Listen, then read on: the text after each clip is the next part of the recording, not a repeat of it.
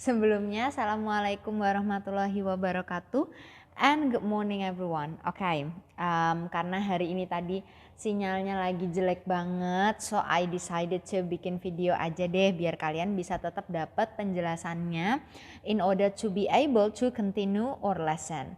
Okay, so before we start our lesson today, let's say short prayer, shall we?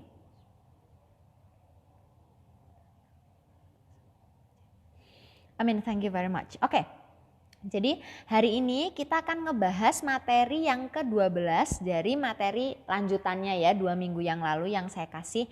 Nah, hari ini kita akan meneruskan materinya, still talking about non-clause ya, masih sama membahas non-clause. Cuman yang hari ini kita akan ngebahas somehow deeper gitu ya, sesuatu yang lebih dalam lagi gitu ya, daripada sekedar non-clause tapi adalah pada fokus connectornya yang juga bisa menjadi subject at same time gitu. Nah, again kalau kita ketemu dengan yang namanya clause berarti kita tuh akan fokus sama yang namanya subject verb ya. Dan otomatis juga akan melihat kata yang mengawali clause tersebut. Misalnya kita punya non clause, oh berarti klausa yang ada di sini ini fungsinya noun. Misalnya kita nanti punya adjective clause, oh berarti kita ini membicarakan klausa yang fungsinya adjective. Adverb clause berarti klausa yang fungsinya adverb. Nah kemarin kita udah ngebahas non clause. Hari ini sama, kita masih topiknya gak jauh-jauh dari non clause, cuman ada bedanya sedikit aja gitu ya. Nah di topik pembahasan non clause kemarin kita punya contoh. Ya, contoh yang kita punya kemarin adalah, saya lupa, tapi saya bikin gini aja deh. I don't know what he is thinking. Nah, kalian kemarin udah nyoba latihan 8 dan latihan 9-nya, itu kan talking about non-clauses juga ya. Nah, sekarang kita bisa lihat di sini. I don't know what he is thinking about. Dan kalau kita bandingin dengan contoh yang di bawahnya, yang ada 3 nomor ini ya, 1, 2, 3. Nanti kira-kira bedanya di mana gitu. Nah, pada kalimat yang ini ya, yang I don't know what he is thinking about, kita punya subjek di sini. Don't know, satu kesatuan kata kerja, tapi kata kerja utamanya pada don't-nya ya. Terus what he is thinking about berarti ini adalah connectornya. Terus ini adalah subjek dan ini adalah frasa kata kerjanya tapi kata kerja utamanya ada pada is-nya. Nah, jadi kalian bisa melihat bahwa sebenarnya satu kesatuan klausa yang ada di belakang ini berfungsi sebagai objek dari kata kerja yang ada di sini. Ini objek ya. Nah, kalau fungsinya sebagai object of preposition atau sebagai subjek berarti ini adalah non-clause. Ingat ya.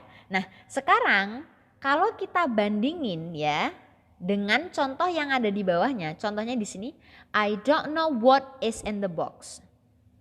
I don't know what is in the box. Nah, kalian bisa lihat bahwa ini punya subjek, punya kata kerja ya.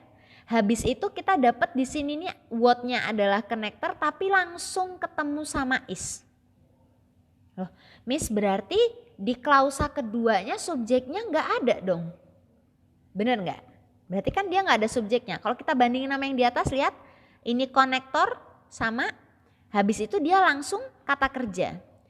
Jadi subjeknya tuh kayak nggak ada gitu di klausa keduanya. Berarti salah dong. Nah, selain pada topik pembahasan non-clause yang kalian pernah dapat minggu lalu, ada juga sebuah bentuk pengecualian gitu ya di dalam pembahasan non-clause. Adalah jika connectorsnya itu refer to, mengacu pada orang yang sama atau benda yang sama. Berarti kita tidak perlu menuliskan subjeknya lagi setelah connectornya.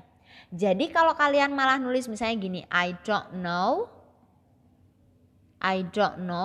what it is in the box, misalnya gitu ya.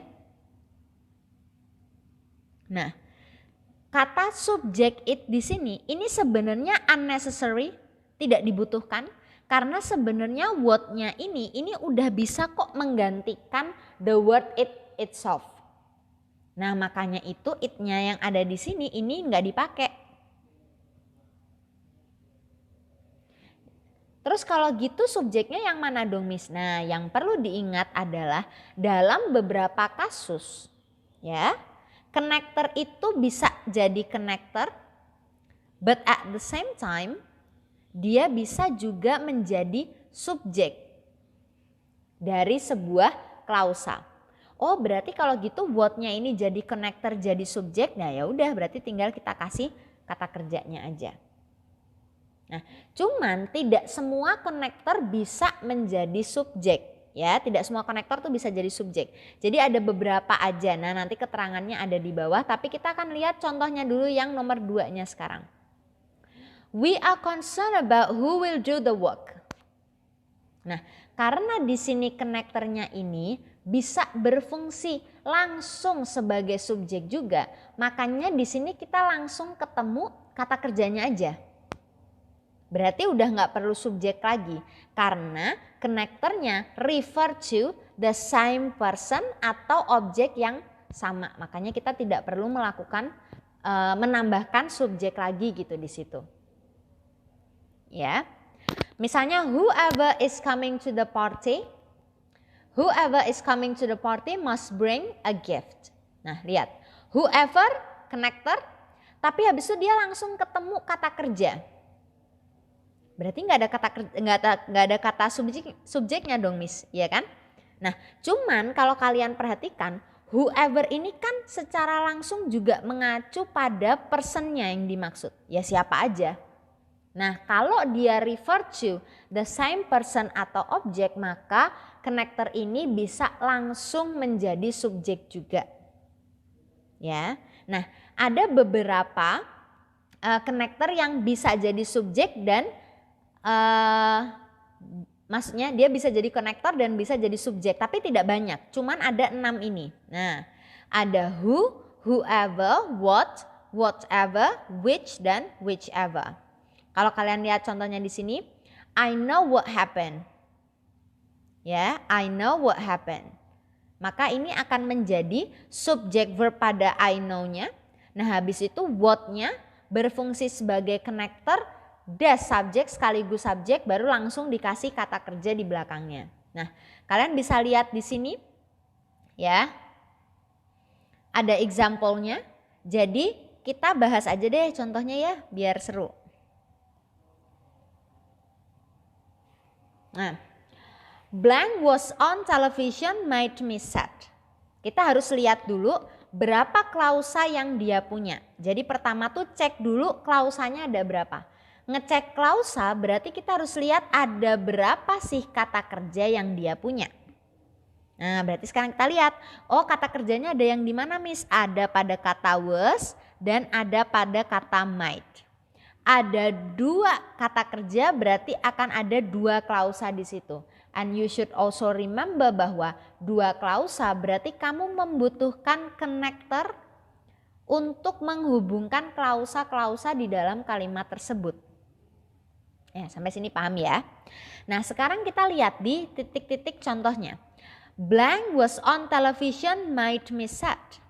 Nah, berarti kalau ada 2 verb, which means ada 2 klausa, kita juga akan butuh 2 subjek di situ. Nah sekarang kita coba, kita lihat pada bagian contoh-contoh pada bagian pilihan jawabannya.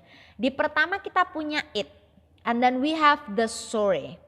Lihat, kalau kita taruh it di sini, ya, maka ini akan membuat it ini jadi subjek, tapi kalimat ini akan jadi salah karena dia cuma punya 1 subjek tapi kata kerjanya ada 2. Berarti it nggak bisa ditaruh di situ. Sama juga halnya dengan the story, kita taruh di situ. Nah, kalau the story kita taruh di situ, maka dia akan jadi subjek tapi cuma 1, berarti salah juga. Nah berarti kira-kira mana dong yang possible? What sama when ini dua-duanya bisa jadi konektor, tapi mana yang bisa jadi konektor but at the same time menjadi subjek juga, yaitu adalah yang what-nya tadi. Tadi ada 6 tadi ya. Ada what, whatever, who, whoever, which, dan whichever. Nah itu diapalin aja sedikit. Baru habis itu nanti kita lihat, oh kalau kita taruh what di sini, berarti dia jadi subjek untuk kata kerja yang ada di sini, ya. Tapi what was on television di sini ini menjadi subjek untuk kata kerja yang ada di sini. Oke, sampai sini paham ya? Nah, saya liatin dulu bahwa di sini kalian ada latihannya ya. Nih di sini. Silahkan bisa dicoba nanti setelah pembelajarannya ini selesai. Videonya saya potong di sini dulu biar kalian bisa tonton videonya yang ini dulu, baru nanti saya akan continue ke materi yang selanjutnya ya.